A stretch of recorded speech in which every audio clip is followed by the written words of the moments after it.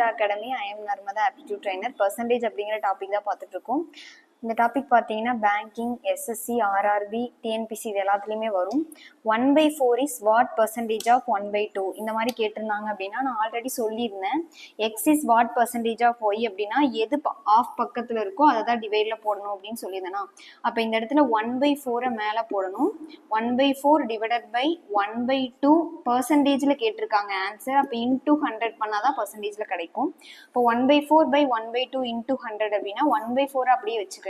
இந்த 1/2 மேலே போச்சுன்னா தலைகீழாக வருங்களா, அப்போ 2/1 இன்டூ 100. இப்போ இதை கேன்சல் பண்ணால் 25 வருங்களா. 1 4s are 4, 25 4s are 100. அப்போ 2 இன்டூ 25 என்னன்னு கிடைக்கும், நமக்கு 15 கிடைக்கும். இது வந்து நம்ம இன்டூ 100 பண்ணனாவே பர்சன்டேஜில் தான் ஆன்சர் கிடைக்கும். அப்போ 50% தான் answer. It is 10% more than B's weight.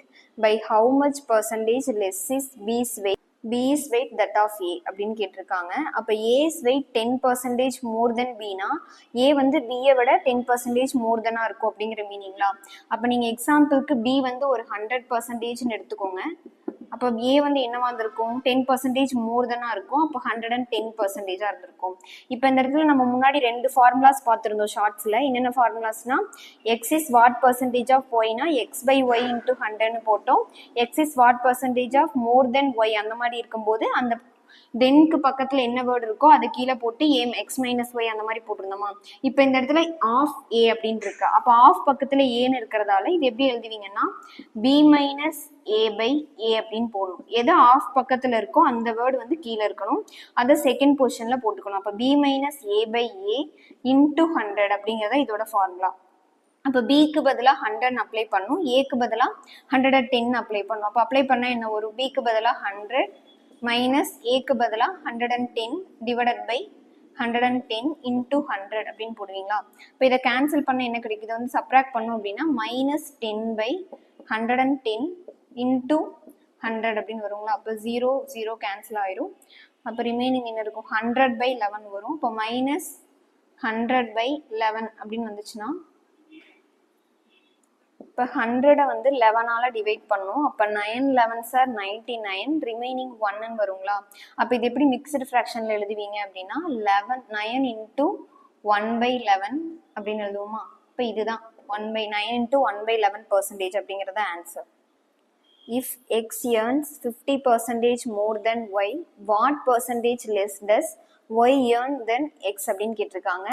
தென்க்கு பக்கத்தில் எந்த வேர்டு இருக்கோ அதான் டிவைடில் போடுவோம், ஆல்ரெடி பார்த்துருக்கோம்.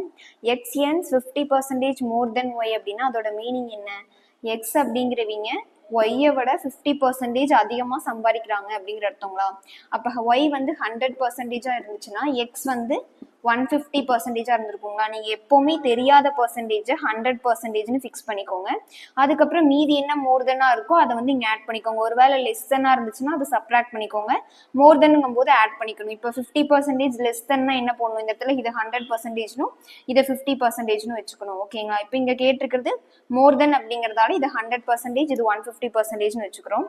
What percentage less does y earn then x அப்படின்னு கேட்டிருக்காங்க. அப்போ தென்க்கு பக்கத்தில் எக்ஸ் இருக்கிறதால டிவைடில் எக்ஸ் வரணும். இப்போ y minus x by x into 100 அப்படிங்கிறத இதோட ஃபார்முலாங்களா. இப்போ ஒய்க்கு பதிலாக இதை அப்ளை பண்ணுவீங்க, 150 100 மைனஸ் 150 டிவைடட் பை எக்ஸ் அப்படின்னு போடுவோமா. இப்போ 100 மைனஸ் 150னா மைனஸ் 50 டிவைடட் பை எக்ஸ் வந்து என்னது 150 இன்டூ 100 அப்படின்னு வருங்களா. இப்போ இதில் கேன்சல் பண்ணணும்னா என்ன வரும், 0 0 கேன்சல் பண்ணிக்கலாம். அப்போ 3 இது வந்து நமக்கு என்னன்னு கிடைக்கும், 2ன்னு கிடைக்கும். அப்போ 100/3ன்னு வருங்களா, மைனஸ் 100/3ன்னு வரும். 100/3னாவே என்ன பர்சன்டேஜ், 33 இன்டூ 1/3% அப்படின்னு மிக்ஸ்டு ஃப்ராக்ஷனில் நம்ம எழுதுவோமா. 33 இன்டூ 1/3% அப்படிங்கிறது இந்த 100/3யை நீங்கள் மிக்ஸ்டு ஃப்ராக்ஷனாக மாற்றோன்னா என்ன பண்ணுவீங்க, 100 3ஆல் டிவைட் பண்ணுவீங்க. அப்போ 3 9 ரிமைண்டர் 1, அதே மாதிரி 3 9 ரிமைண்டர் 1ன்னு வருங்களா. அப்போ என்ன பண்ணுவீங்க, quotient into remainder divided by divider அப்படிங்கிறதா நமக்கு மிக்சடு ஃப்ராக்ஷன் எழுதுறதுக்கு ஃபார்முலா. அப்போ 33 இன்டூ 1/3% அப்படிங்கிறது நமக்கு கிடைக்குது. இந்த மாதிரி மோர் வீடியோஸ் வேணும்னா விஸ்டா அகாடமியை சப்ஸ்கிரைப் பண்ணுங்கள். தேங்க்யூ.